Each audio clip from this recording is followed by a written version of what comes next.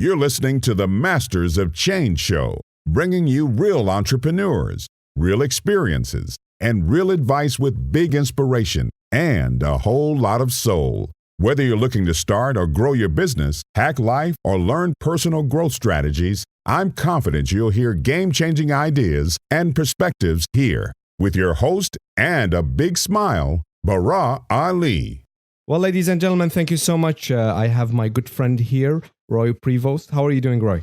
I'm doing great, thank you. It's good to have you here. Such a great day and a great voice to have. Thank you. Yes, a beautiful day here in Vancouver today. Absolutely. So, Roy, let's start and share your message with the universe. I really wanted to talk about your background.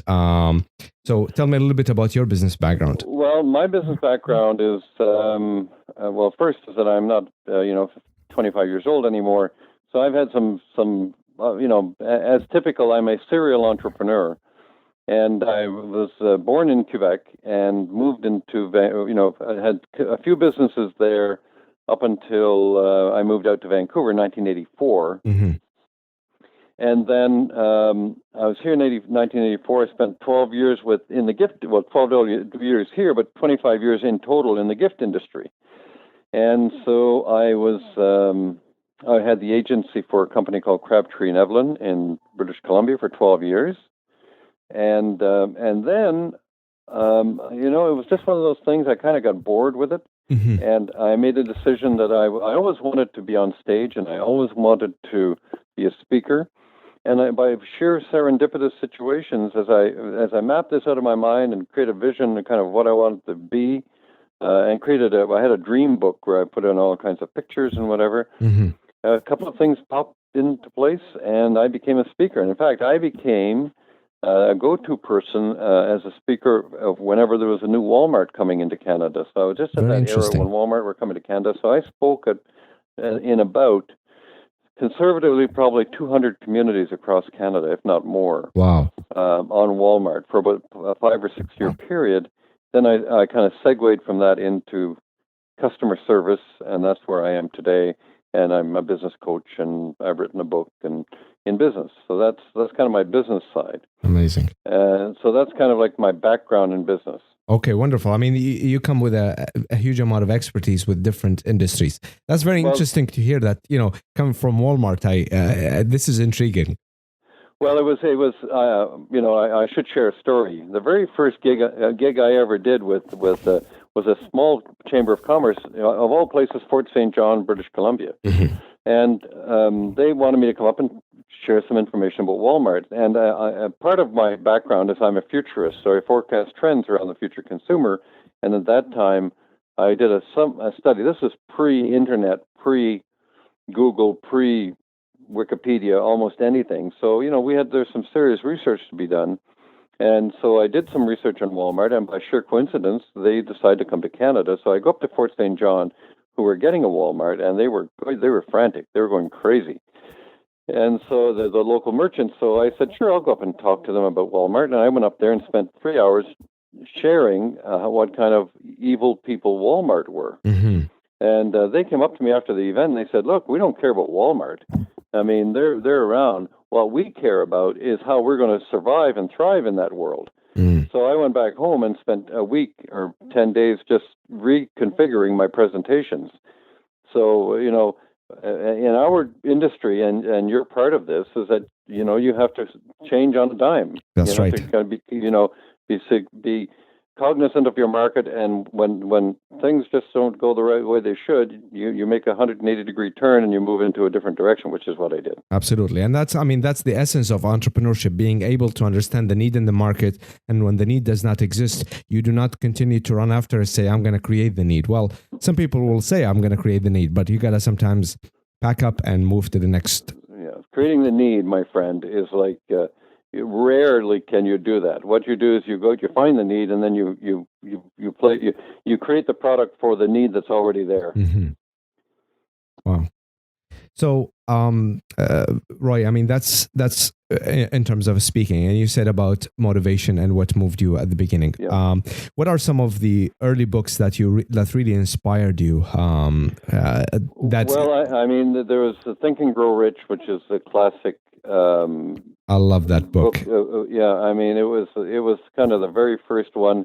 Psychocybernetics I read when I was in high school. Mm-hmm. Now that was like it probably came out at that time, and that was probably the singular book that put me on the path of the science of setting goals and psychology, in a sense that Maxwell Maltz was ahead of his time, I think, in that era. Dan Kennedy has come up with a few marketing books which I really like. Kind of guerrilla type, like Jay Levinson, guerrilla marketing. Mm-hmm.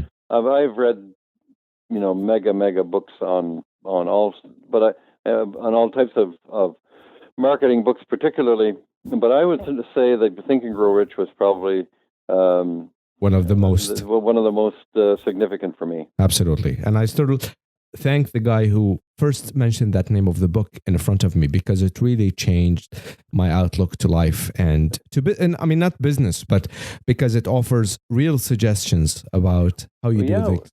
And it's there's one of my favorite sayings, and I talk about this regularly, is it's not about what you do, it's who you become. Mm-hmm. I mean, there are successful people who do a lot of wonderful things, but in the process of doing, they have become different people. Absolutely. So that's what Think and Grow Rich, in my view, changed a lot of people to become different than what they already were. I so agree with you. I think that book and the philosophy in that book changed millions of entrepreneurs and saved millions of companies and billions of dollars just with the ideas that were ingrained in the book. I totally agree with you. Yeah, that's one of my favorites. How to Win Friends and Influence People. That's, I think, one of the others that really influenced a lot of people. Exactly. I totally agree. Absolutely. So, Roy, tell me a little bit about the cruise business. I mean, that's what I wanted to talk to you a lot about, because so unique idea and so wonderful. And I'm so intrigued by the idea that you can attend cruises for free, have fun at the same time you're speaking. Okay, so just to take you back a few years, mm-hmm. About 8 years ago, I am connected to a number of coaches and other people around the world, and I got this email from this friend who said, "Roy, this is something that you might be interested in." He said this gentleman out of Texas is putting together. He's come up with the concept that cruise ships are looking for speakers mm-hmm. and the lecturers. And you and your partner can get a cruise for free. So, I went to my wife and I said, "How would you like to cruise for free, honey?" And her favorite expression, not expression, but it's like, "I'm a serial entrepreneur. So how many different projects did I look at and then kind of got involved in and thought, well, this isn't working," and kind of dumped it. So that's what you do when you're an entrepreneur. So she kind of rolled her eyes and said, "Oh yeah, sure, go ahead." So I signed up for his coaching program, and he walked me through what to do, and he created my bio and put the topics together, and basically followed what I teach. Really, mm-hmm. He's no longer in the industry. He kind of moved on to other internet stuff, and so he got away from this. Mm-hmm. And as a result, I just put my name out there to the cruise lines and just waited.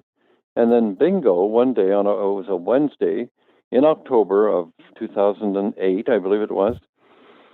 And I'm sitting at my desk working away, and suddenly the phone rings, and it's Princess Cruises. And the guy says, "Look, we have an emergency need in New York. Okay. Go to St. John, New Brunswick, back to back. And we need a speaker. Do you want to do this?" And I thought, well, heck, this is the first one I ever get. So I said, sure. He said, "Okay, here are the topics." And he gave me the topics. And one of them was on the mansions of Newport, Rhode Island. And the other one was on the Halifax explosion. Mm-hmm. Now, I had heard of both, but, peripherally, I mean, the mansions, I'd very, very, very little. But the explosion, I'd heard about it. Mm-hmm. But that's it. And he said, "Great." He said, you have to get aboard the ship on Saturday." And this was Wednesday. And I didn't even have a presentation ready. I didn't even know. And he said, so, we'll send you your airfare right away. And I was tempted to say, look, hey, hold, I can't do this.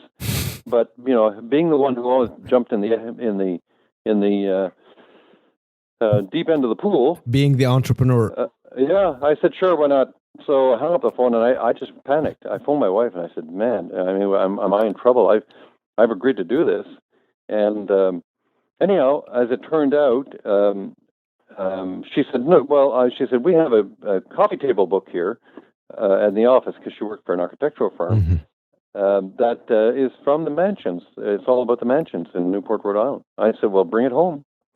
So she brought it home, and then right inside the front cover said put together by the Newport, Rhode Island Historical Society. Okay. So I said, cool. Next morning, Thursday morning, I phoned the Newport, Rhode Island Society, and I said, do you have a DVD of the mansions?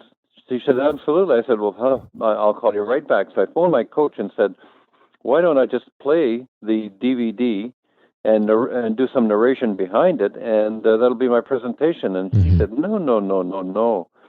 They can do that. You have to get up and speak like you know what you're talking about. I see.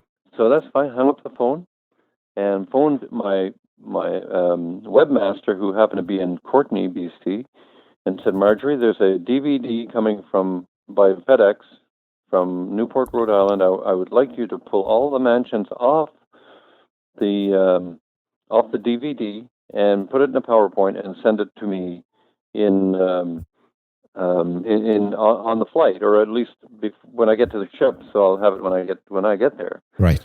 And she said, okay. So that meant it didn't arrive till Friday. I'm flying this time back to New York.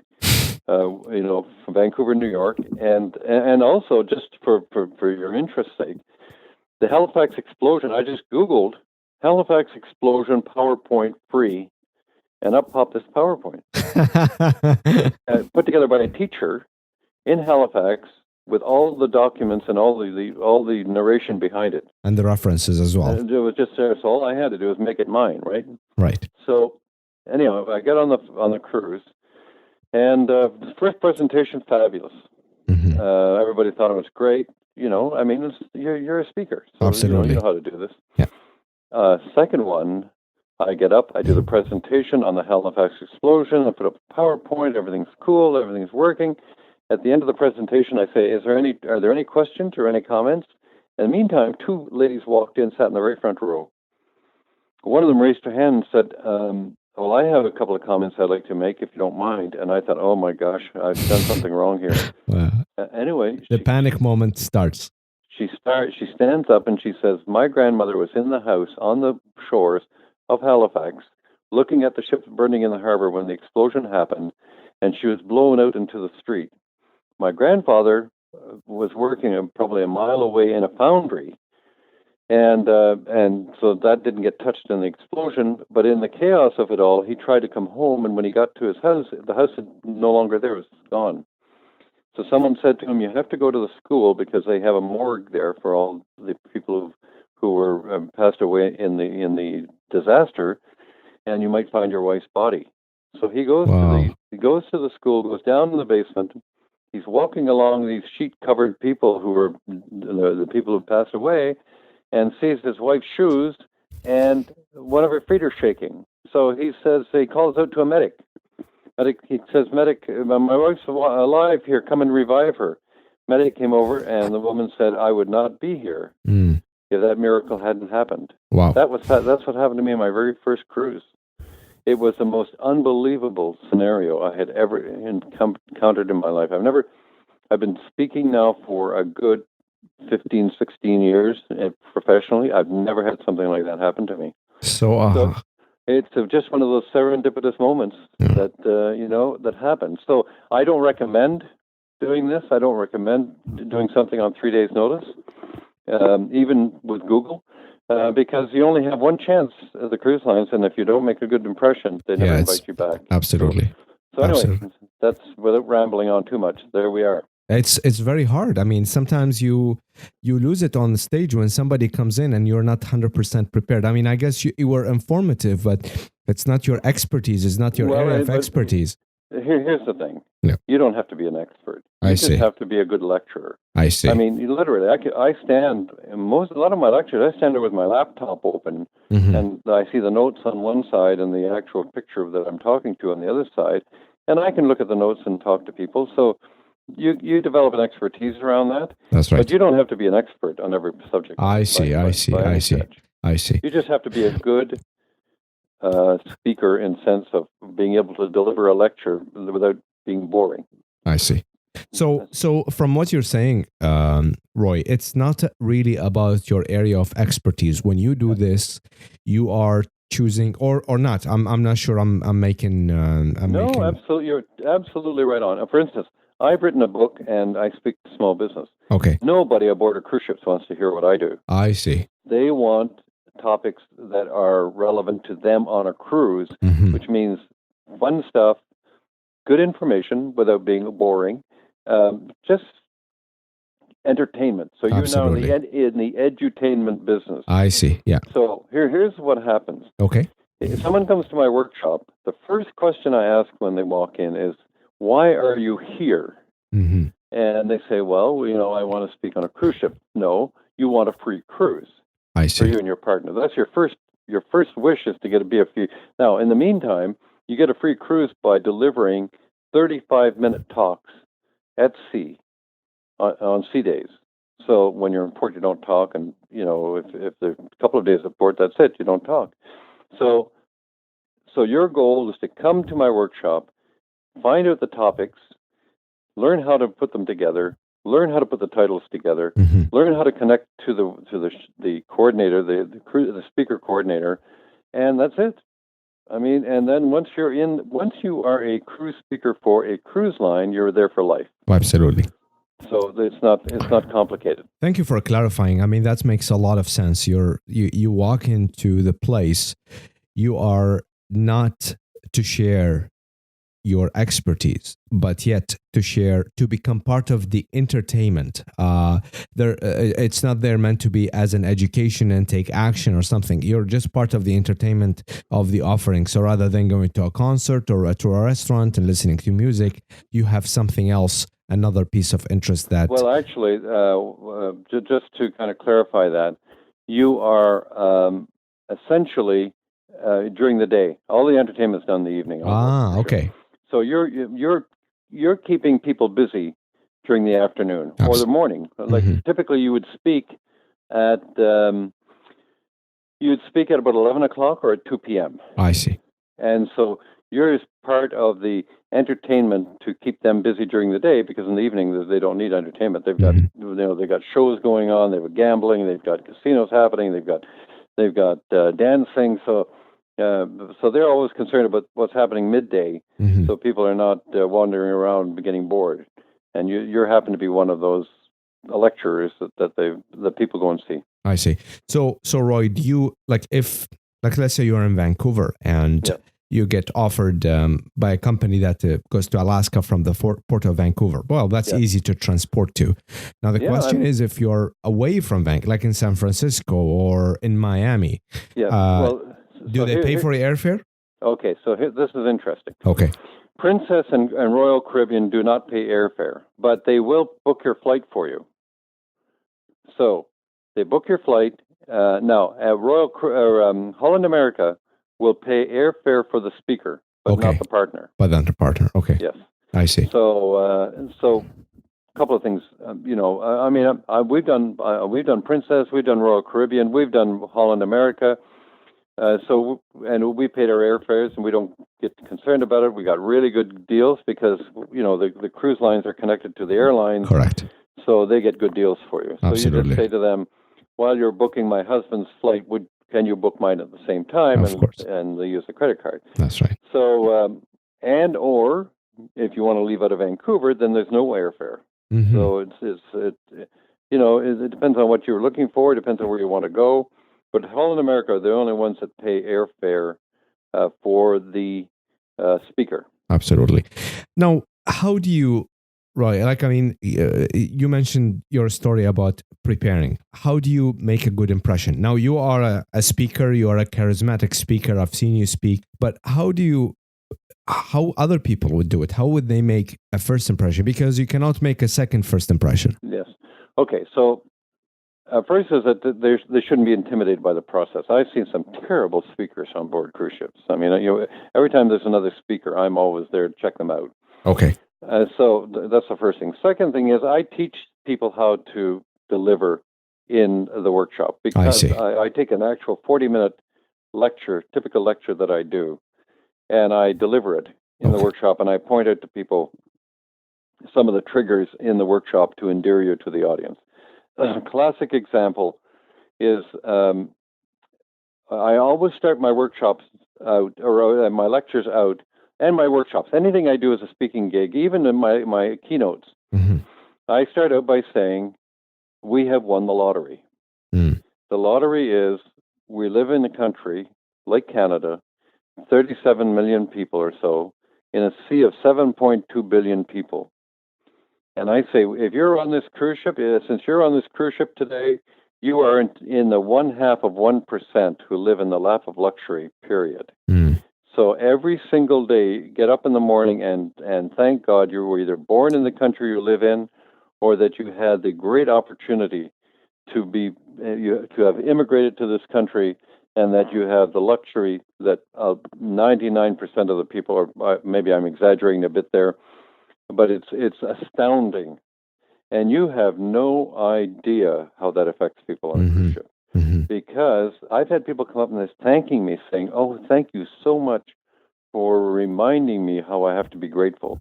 Now, the moment you start talking about gratitude to an audience, you get what I call the consciousness of the audience in your back pocket. Okay. Because people, the human nature by its nature is to feel grateful for their existence in the world, and particularly North America. So people who are usually whiners and complainers, their ears perk up, and they acknowledge they should be more accepting and more grateful for what's going on around them. So that's only one singular point that I talk to. Okay. In my workshop. But I give multiple ways of endearing you to the audience, and creating a little bit of humor and having fun with the audience, and that kind of thing. Look, here's the people you're talking to. Yeah. These are people who are on a holiday. They want quality information, but not necessarily heavy-duty information. Right. They don't want statistics. They're there for fun.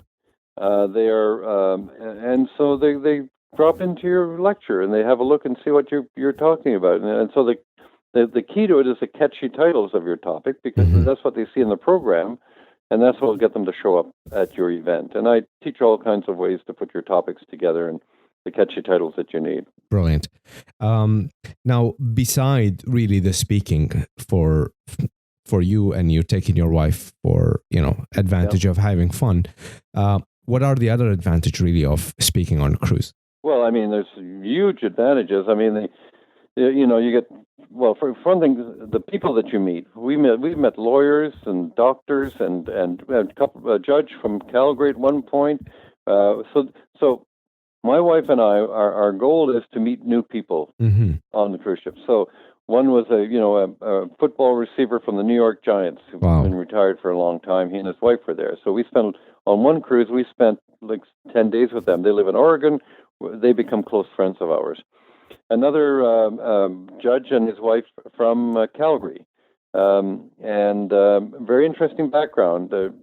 She was Muslim and he converted to Muslim, and they got married. Very interesting conversations about religion and engagement and what he's doing, and the criminal system in Canada, blah blah blah, on and on. That was wonderful. So it's the people you meet. It's the elegance of travel. Absolutely. I wear a tuxedo when I'm on. They have usually a couple of formal nights. I wear my tuxedo. My wife and I both enjoy the sophistication, the elegance of being out and looking good and feeling good.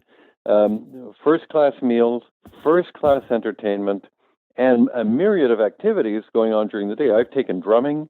I've taken several computer courses on board. My wife's taken cooking courses several times.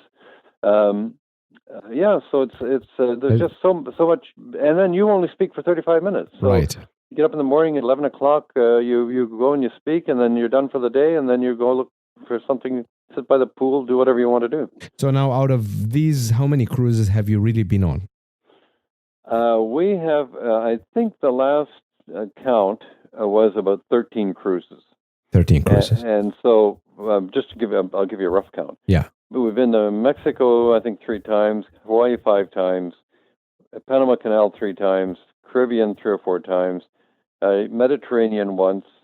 Where else? Tahiti once. Okay.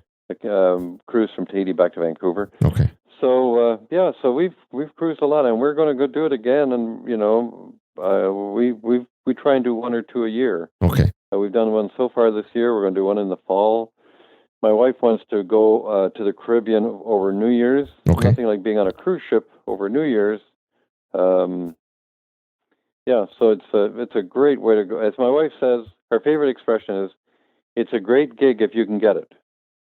You said your wife at the beginning when she heard the story, and she said, she rolled her eye, but I guess it became a very good idea afterwards. It was one of them that worked out, But and then when the Mediterranean cruise came up with Royal Caribbean. I don't know. I had a conversation with the coordinator at the time, and I said, my wife's a speaker, and she said, "Well, would you like to speak on this cruise?" And I thought, well, let's find out. So I asked Sarah, and she said, "Yeah, I'd love to." In the meantime, I said, you have to get some training, which is what I recommend to everybody, even if they've done some lectures. I'm a big supporter of Toastmasters. Mm-hmm. So my wife took the CTM and Toastmasters, and it worked really well. And then she spoke 3 times, I think it was, on the Mediterranean cruise. So you can get 2 for the price of 1. Absolutely, and they love that. So now it's easier, I guess. At the beginning, you're going for vacation, you're doing this, but now she has something in it that also. Well, yes, but she does all my research. Okay. Anymore. So she's the one that does the research. Yeah, oh, yes.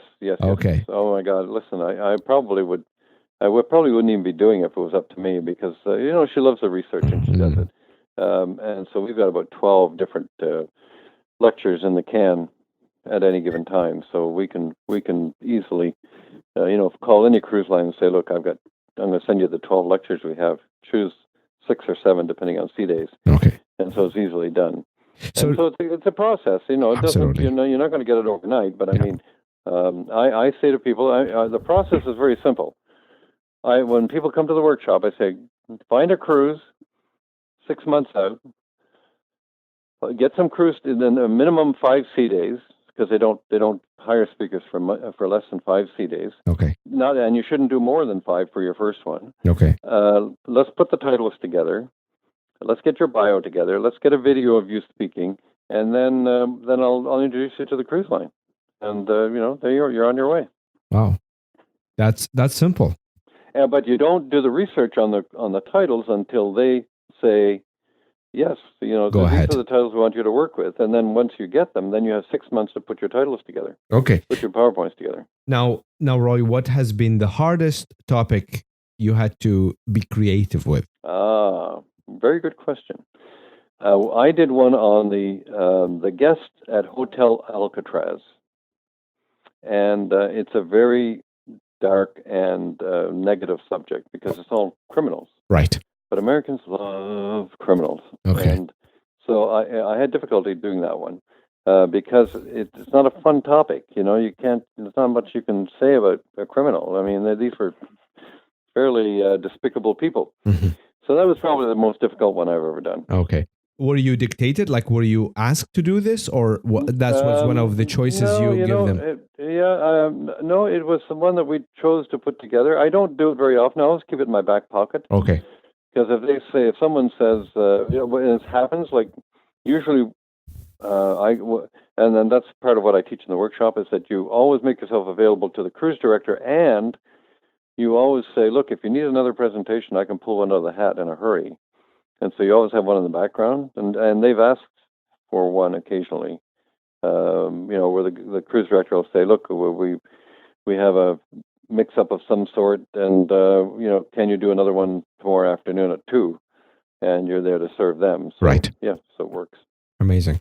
Now, you spoke, you've had this done many times. Now, how do you get a return gig? Do they send you an email saying, when do you want to do it? Or when you think that you want to go on a cruise, you send them an email to say, I'm available for the next?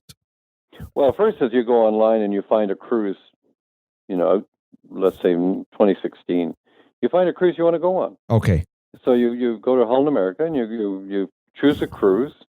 And then you email them. Now, sometimes because their budgets are not, frankly, I find them somewhat disorganized, the whole industry. So you have to keep after them. Okay. But you say, I'd like to go on this cruise in next February, and they'll probably say, oh, well, we don't have a budget for that till November. And then you have to remember to call them back in November and say, I'm interested in that cruise again.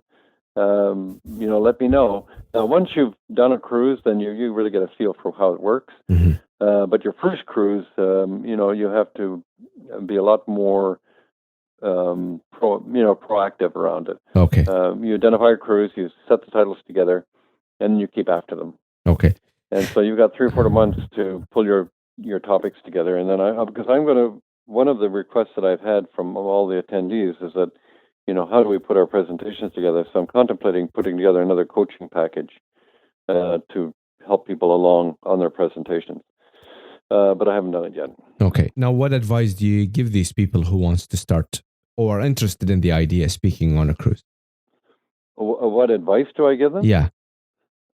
Take the workshop as quickly as you can. Okay. But I hope I'm answering your question correctly. Yeah, absolutely. That's a great first step. Yeah, come to the workshop. I'll tell you, I give 110% of everything that I've ever learned on cruise ship. Very, very.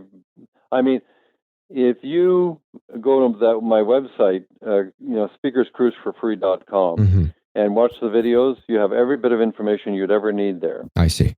But the one proviso is that the workshop really cements it and pulls it together and gives much more detail than the videos do. How long is the workshop? The workshop starts at 9 a.m, and it's usually done by about 2:30. Okay. And then I have a videographer who comes in at 2:00. He sets up, and then collectively with the 20 people in the room, or however many people are at the workshop, I never have it more than 20. Okay. And then we huddle together, so we create an environment like it's a big audience.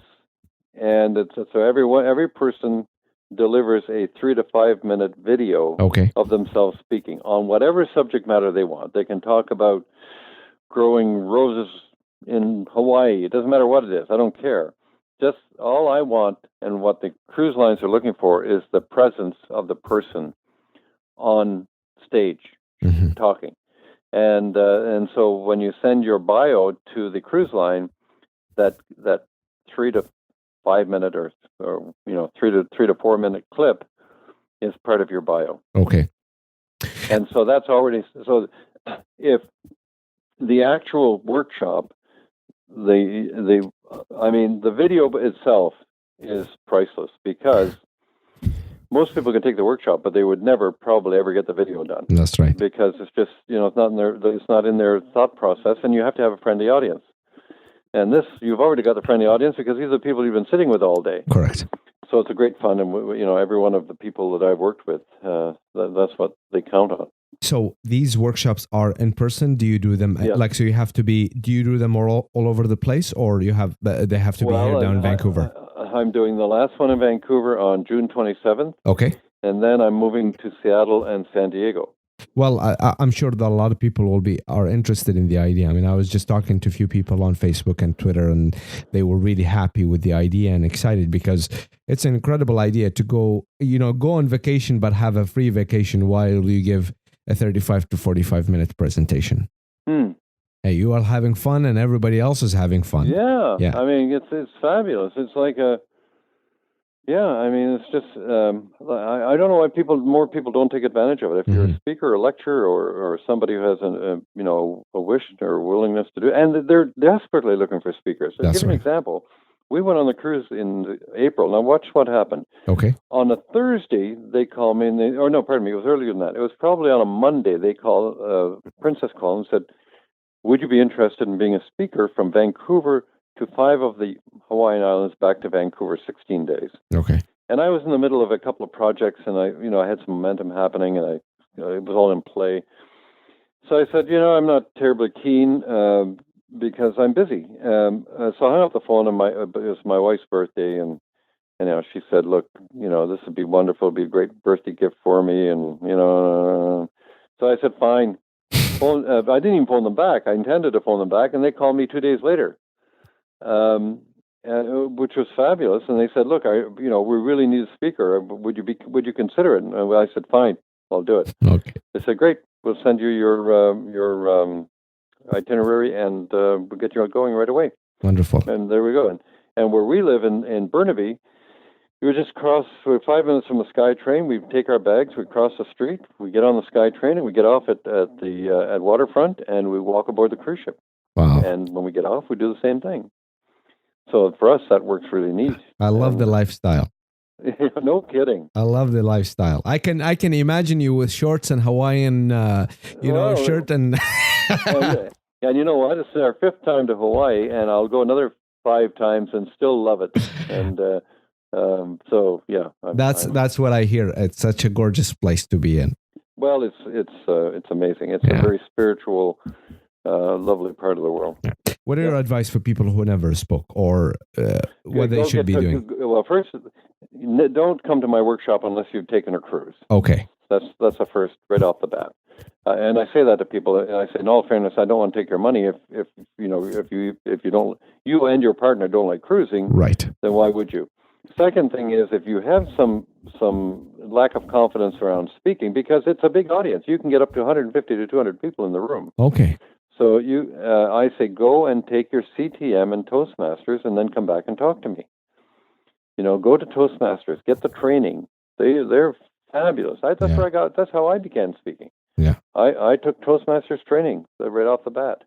It's a wonderful place to be in, such a supportive group. I mean, my background also, I started in Toastmasters. There you go. And you get the confidence, you get the stage present, you get the nailing the language and the ums and ahs, and also a supportive group that always support you whenever you do.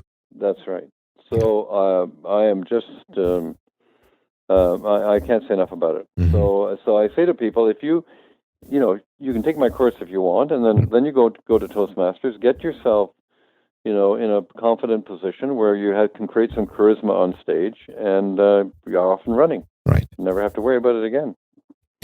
Great suggestion. I mean, I think it's a good start, and if you're speaking in front of that big audience, then if you want to be invited back, that should be one of the first things you need to worry about. Yeah. What is the do's and do nots for working with a cruise line? What should be in how do you nail it down, other than the video and everything? But really, let's say you create a good video. I want to hear from you. Okay, so you mean on board the ship, or when you're talking? Before and while you are on the ship, and then after you finish the presentation. Okay. Well, I'm going to give you a few. There's quite a few, but I'll give you a few of the.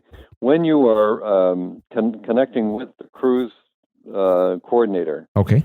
You should have a 1-page bio, and in that bio you should have who you are, probably 6 or 7 titles. Okay. Then you have a link on that PDF file with your video on it. It's all self-contained.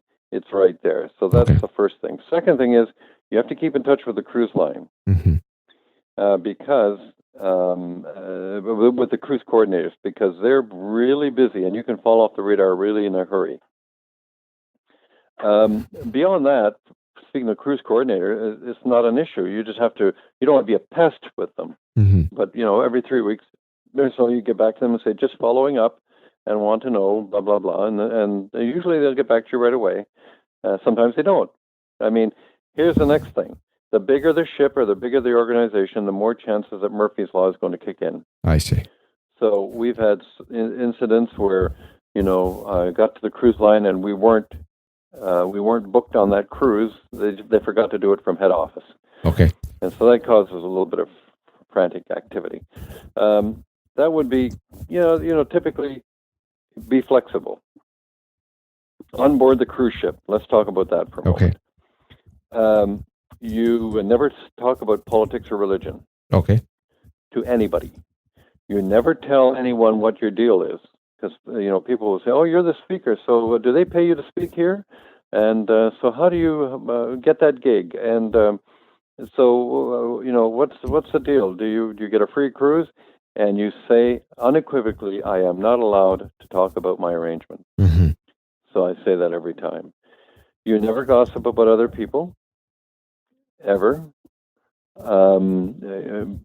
You never discuss, if you have a negative experience, and it can happen on board a cruise. I mean, let's face it, they're cruise ships run by human beings. That's right. Sometimes things just don't go the way you'd like. You never complain to anybody. You don't know who you're complaining to. So that's just part of what you do. You are an ambassador on the cruise ship. You are a positive influence on the cruise ship. Mm-hmm. You're part of the crew, but you're not part of the crew. So you have to keep that in mind. Mm-hmm. So those are just kind of a few of the do's and don'ts. Thank you for sharing them. Not a problem. Now, speaking about the topics, how do you tell them what topics you want? Is there a list, a bucket of topics that you come up with, or? Yeah, I teach in the workshop. I teach how to pull the topics. I see. So Okay. There's certain topics. We talk on pirates of the high seas. We talk on the history of cruising. Mm-hmm. So there's enrichment lectures and there's destination lectures. I see. Destination are about a specific town that or port that you're coming to on a cruise ship. So you talk about that. Another one is what we call enrichment lectures, which are really generic. Okay. And so they're timeless. They can be for any cruise anywhere. Brilliant. Because the pirates. Everybody wants to hear about pirates. So we have one that we do on Her Majesty's Secret Service. That's timeless. Anybody. I would enjoy that. Yeah, so that's kind of one topic. Absolutely. I mean, we have multiples of that. War stories. They love war stories. They love talk about gold rush, and they love talk about. I mean, I give a whole list of things that just relate to that. Brilliant. Now, when you create the video, you said, and that's one of the greatest value proposition that you provide is after during the workshop, rather than letting people get away with it and then they don't take an action. Well, they will never do it. Yeah, and it's a pain. Sometimes it's a pain. A lot of people are scared. How am I going to look? I don't know the video and I don't know how to use this. And to be fair, two people from my last workshop are going to redo their videos at the next workshop. I've allowed them to come in the afternoon and they can redo their videos. Okay. Now, would you? Yeah, go ahead. No, so I'm just saying. It's not one-off. Sometimes the video doesn't work out properly, or they might have said something wrong. Or, correct. I share the video with them and they don't like it.